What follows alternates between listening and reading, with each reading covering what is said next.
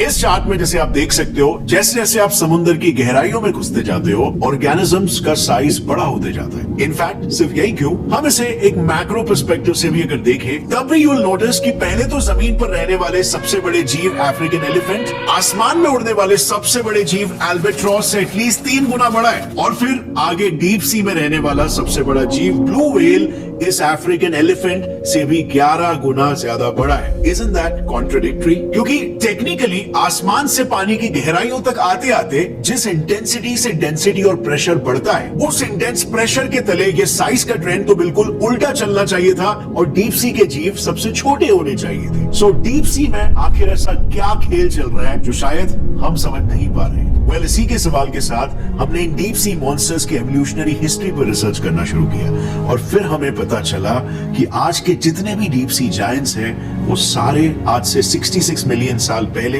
Exist ही नहीं करते थे। यानी हो ना हो उनके बढ़ने की शुरुआत उसी चिक्सुलाब एस्टेरॉइड से हुई जो डायनासोर्स के अंत का कारण बना। आई नो ये हजम करना थोड़ा मुश्किल हो रहा होगा, पर बिलीव मी, हमने अपनी छानबीन में ये पाया कि डीप सी में साइज का बढ़ना ये फिशेस ने एस्टेरॉइड इंपैक्ट के बाद इस फेजेस से गुजरने के बाद अचीव किया, वो भी प्रेज और प्रेडेटर्स के बीच हुए ऐसे युद्ध से जिसमें दोनों पार्टीज एक दूसरे को मात देने के लिए नए नए ट्रिक्स इजाद करती रही। वेल, मे बी आपको ये ऐसे समझ में नहीं आएगा, तो इसके लिए चलिए आपको मैं पास्ट में लेके चलता हूँ। सो आज से करीब 66 मिलियन साल पहले जब चिक्सुलाब एस्टेरॉइड धरती से टकराया था तो उसके गिरते ही पृथ्वी का तापमान बढ़ गया था और बढ़ते तापमान के साथ समुद्र की ऊपरी सतह भी गर्म हो चुकी थी और इससे हुआ ये कि ना चाहते हुए भी ऊपरी सतह में रहने वाले जीव अपनी जान बचाने के लिए समुद्र की गहराइयों में भागने लगे। अब ऐसे समय में सभी जीवों का एक साथ एक ही समय पर गहराई में रहना, मतलब समझ रहे हो? जी हाँ, इससे शिकारियों के बीच में खाने के लिए कंपटीशन बढ़ गया और अल्टीमेटली इसका सबसे ज्यादा असर शिकार बनने वाले जीवों पर पड़ा। और बस फिर क्या था, शिकार बनने वाले जीवों का सर्वाइवल ही क्वेश्चन में आ गया था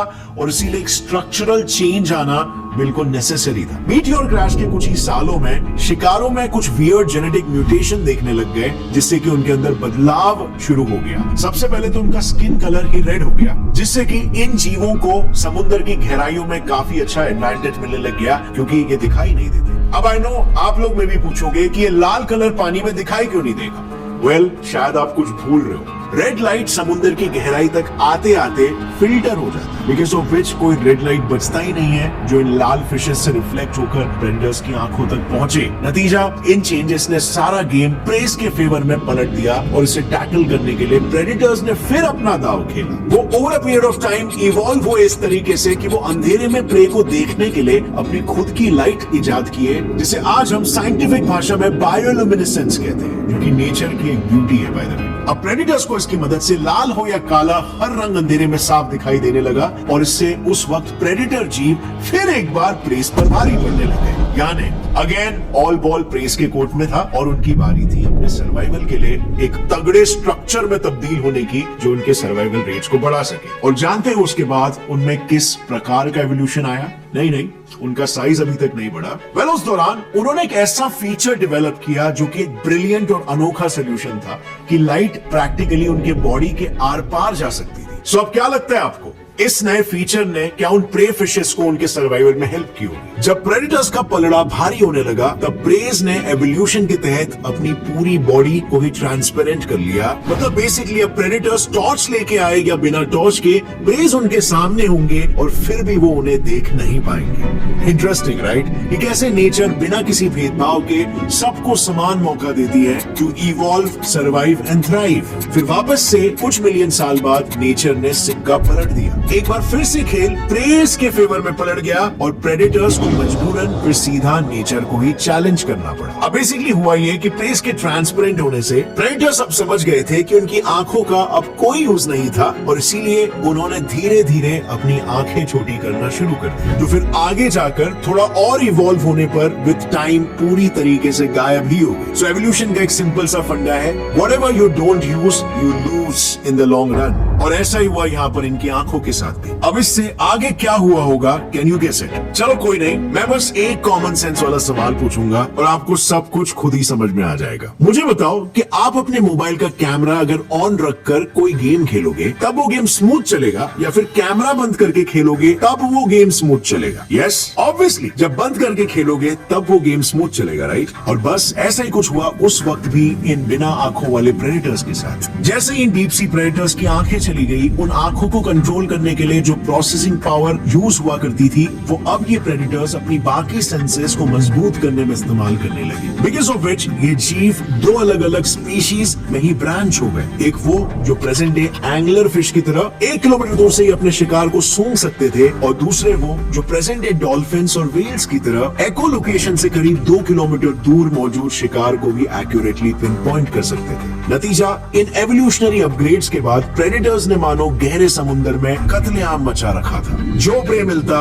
उस पर एक साथ सारे टूट पड़ते, और इससे माहौल इतना गर्मा गया कि फाइनली प्रेस की तादाद तेजी से घटने लग गई। लेकिन इस खाने की कमी के कारण मजबूरन प्रेडेटर्स का साइज बढ़ने लग गया। अब आई नो ये सुनने में काफी कॉन्ट्रडिक्टरी लग रहा होगा, पर इस कॉन्ट्रडिक्शन को समझने के लिए ना जरा इसे देखो। ये एक 7.3 मीटर लंबी और 1.4 टन भारी मादा ग्रीनलैंड शार्क जो पिछले 400 सालों से जिंदा है और अपनी टीनेज प्यूबर्टी ही करीब 150 साल की होने पर रीच करती है। पता है क्यों? क्योंकि क्लाइबर्स रूल के अनुसार खाने की कमी के कारण इसने पहले तो फैट स्टोर करके अपने साइज को बढ़ाने का मैकेनिज्म अपनाया, जिसके बाद फिर इसका मेटाबॉलिज्म स्लो होने लग गया, और इसी स्लो मेटाबॉलिज्म के साइड इफेक्ट के तौर पर इसकी उम्र आज लंबी हो गई। वेल, अगर इसे थोड़े और आसान शब्दों में समझाऊं तो देखो, अगर लेट्स से आपके पास 1-1 किलो के 1000 मुर्गे हैं और दूसरी तरफ है 1000 किलो की एक सिंगल व्हेल, जिसमें पर किलो 10 कैलोरीज की हीट जनरेट होती है। तो अब कंसिडरिंग हर एक जानवर अपने शरीर के सरफेस से कुछ हीट लीक भी करता है, आप देखोगे कि 1 किलो के 1000 मुर्गों का टोटल सरफेस एरिया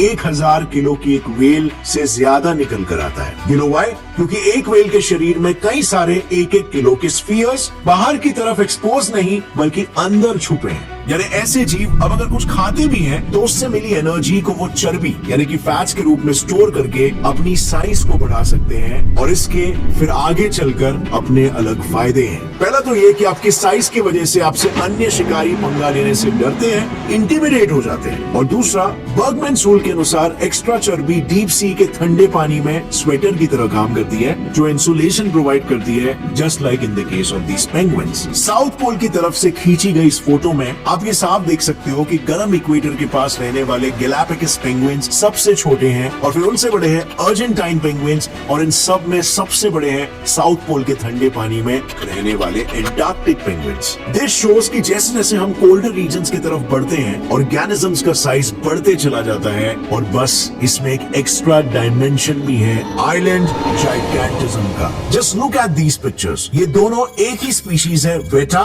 जिनमें बस फर्क इतना है कि एक का साइज चूहों की वजह से आज छोटा हो चुका है। असल में आज से कई सालों पहले इन वेटास का प्रेडेटर सिर्फ एक ही बर्ड हुआ करता था, लेकिन फिर हुआ कुछ यूं कि कुछ साइंटिस्टों ने न्यूजीलैंड मेनलैंड में चूहों को इंट्रोड्यूस किया, जिन्होंने देखते ही देखते इन वेटास की तादाद ड्रास्टिकली घटा दी। अब इसके रिस्पॉन्स में वहां के वेटास ने एक बिहेवियर ट्रेट अपनाना शुरू कर दिया, जिसमें वो अपने साइज को छोटा कर लेते थे ताकि उन्हें छुपने में आसानी हो। पर यही सेम बिहेवियरल ट्रेट पास ही के लिटिल बैरियर आइलैंड के वेटास को आजमाने की कोई जरूरत नहीं पड़ी। उनका तो वहाँ कोई प्रेडेटर ही नहीं था, बिकॉज ऑफ विच स्ट्रक्चरली उनका साइज बढ़ने लग गया और वो वहाँ के एपेक्स प्रेडेटर्स बन गए। अब इससे हमें क्या सीखने को मिलता है? वेल, यही कि आइलैंड जैसे आइसोलेटेड इकोसिस्टम्स जाइगैंटिज्म या सिंपली साइज के बढ़ने को प्रमोट करते हैं, और क्योंकि डीप सी भी किसी आइलैंड की तरह एक खुद का अलग आइसोलेटेड इकोसिस्टम है, आज से 23 मिलियन साल पहले मेगालोडॉन्स के एक्सटिंक्शन के बाद इसी डीप सी इकोसिस्टम ने भी ब्लू व्हेल्स जैसे जायंट्स को जन्म दिया। इसे रिकॉल करने का मतलब बस इतना है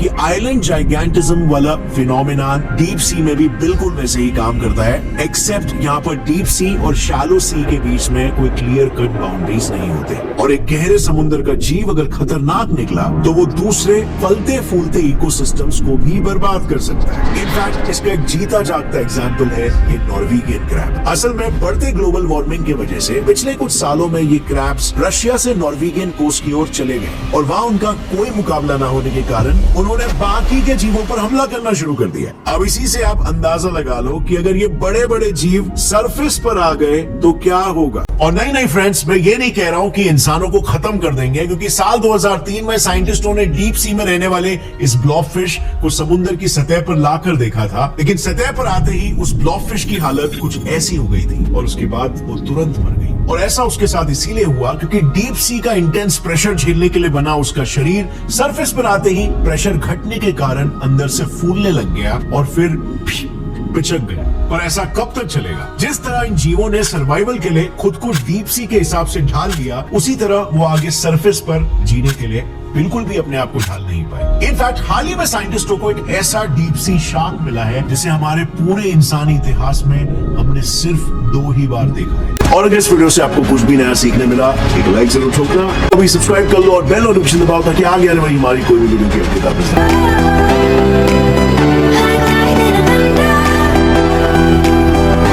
Can't have one without the other.